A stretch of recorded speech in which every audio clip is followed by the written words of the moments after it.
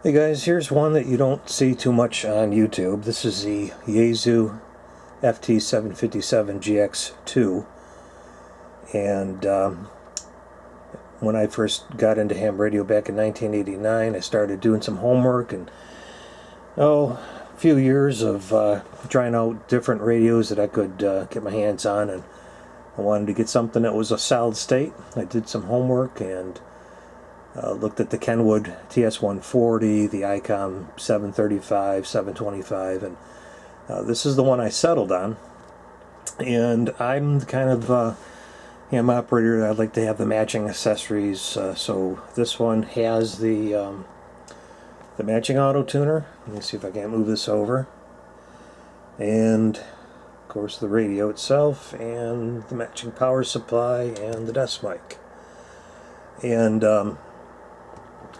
I actually had sold this radio probably in the year 2000, somewhere in there, to my father down in Texas, who was inspiring to become a ham radio operator, and that never happened.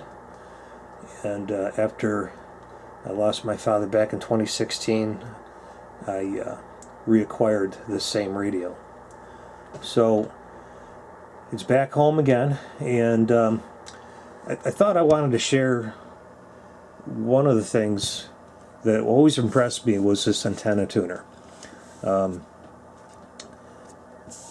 Just to go over it real quick, if you can even see this, you got dummy load in and out. You can bypass the tuner, of course your power button. Here you have your meter to read SWR or power output. This is your scale, up to 15 watts or 150 watts. The sensitivity control, I always keep that on minimum. If you have it on max sensitivity, that means every time you have a fluctuation of 1.2 to 1, it's going to start cycling again, and I don't really want to do that. So I keep it on the minimum setting. Currently, I only have the ability to hook up one antenna, but there was an accessory I think you could get for this, so you can have up to 5 antennas. This is your manual start to start the cycling, and here we have a manual on-off switch basically. So if you just want to search around the bands, every time you change bands, this thing, if you leave this in the outward position, it's going to cycle every time you change bands. So by pushing it in, it's going to stay where it is, and you can always hit the through switch to bypass the tuner and at least just kind of search around the bands to see what's going on. And then when you're in manual mode, you have the option to manually change bands yourself. In automatic mode, every time you change bands with the radio, this thing is going to cycle to the corrective band. It's going to tell you to wait. It's going to cycle everything through back to the memory of the last usable setting for that band, and then the icon, the LED, will come back on that you're ready to go. And you can always, with the tune and the load switches here, you can kind of tweak the setting if you want. If it doesn't get quite down to 0, you can just adjust a little bit. And for something that was 1990s, early 90s, it really works quite well. And what impressed me was how it does retain the memory on the different bands when you go through them all. So that's what I want to demonstrate here today. So we're on 20 meters, and I'm going to just put about 20 watts into the antenna. And you can see, let me adjust the drive here a little bit. Here's about 20 watts, and if you look at the radio, it's showing about 20 watts too, so even the meters are pretty accurate. So back here, your SWR is 0. So I'll stop transmitting. I'm going to go over to 17 meters. And there it's cycling through. Of course, it's very quick. It did only make slight adjustments. So now we're going to try it again and see if the SWR is still good from the last time I was on 17 meters. And there it is. It's perfect. There's your power output, about, well, right here, about 15 watts, and flat match. So let's go back to 20. Same frequency. You see the band switch back to 20 meters. We're ready to go, and we're transmitting 20 watts, and it's flat. So now let's try something a little bit more difficult. Switched over to the 40 meter dipole. So now we're going to go to 40 meters. Let it go through its cycle.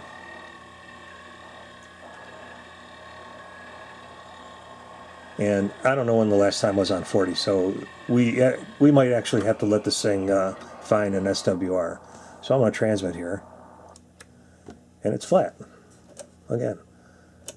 So what I can do is I'm going to intentionally throw this thing off. And now we're going to transmit and see how good this is to find its own SWR.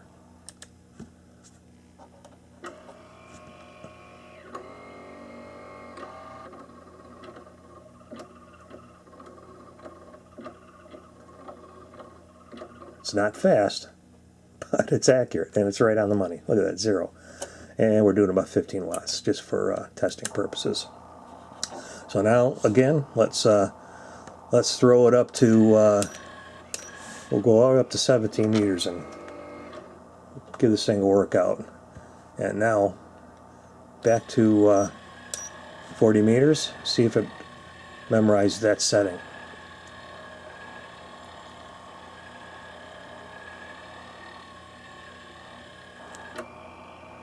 Down to 40 meters, and we're ready to go. You want to transmit, flat match. Look at that. 15 watts out, SWR 0. Let's try one more difficult one. Switching over to 160 meter dipole, and I'm going to go to 30 meters. Now you can see if I just hit this manual button, I can look around the bands. It's not going to change or cycle through anything, which is kind of what you want to do when you're just kind of searching around the bands to see where the activity is. And there's your through switch. Okay, so let's take it out of manual mode. It's going to switch over to the last settings we had on 30 meters, and I'm going to key down, flat. And I'm going to add just a little bit of power to that. Bring it up to about 15 watts. And again, let's throw this thing way off intentionally. You can hear those servos going. And bring up the sensitivity so it's going to look for a high SWR, and it'll start to cycle on its own. Zoom in here a little bit. And here we go. It's telling you to wait.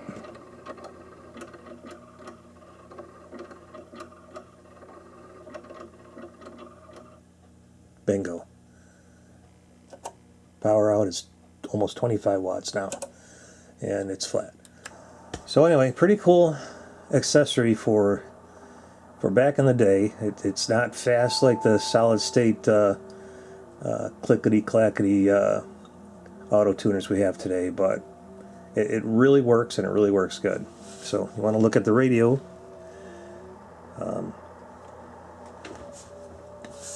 Very nice radio indeed for its day. Not a whole lot of features on it, but the one thing I did go with, the reason I went with this radio is because it did have a built-in CW filter.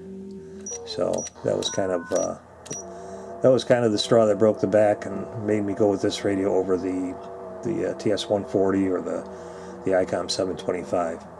You got dual VFO. You can do split, and it does have FM built in as well, so I can work 10 meter repeaters if I wanted to. Here is your memory or VFO setting. Typical, taking your memory and adding it to the VFO if you want to tune around, and This is VFO to memory. Your fast and slow tuning. This swaps back and forth between the VFO and the memory. I don't see a lot of use in that, but there it is. It does have scan mode. HG, this is for ham or general. So now when I scanned through the bands, it's going to go in 500 hertz increments, and here it's just going to go through the different bands. AM's built in, and again FM's built in. Here's your ALC or power output, RF amplifier, attenuator, processor, noise blanker, and noise blanker with tuning. It's down here. Doesn't work great.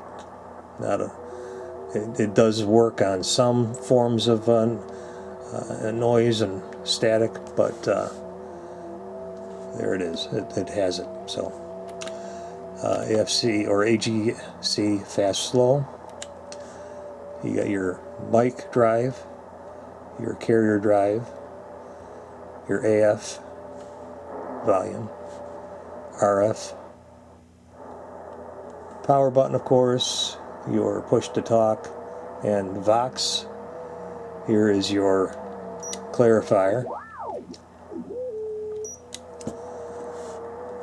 otherwise known as RIT, receiver incremental tuning, and your dial lock. The only thing people really didn't like about this radio is when you change modes, you can't go back and forth. You have to cycle through all of them to get to where you want to go. Not a big deal. Your squelch does have shift built in and does have a notch filter built in.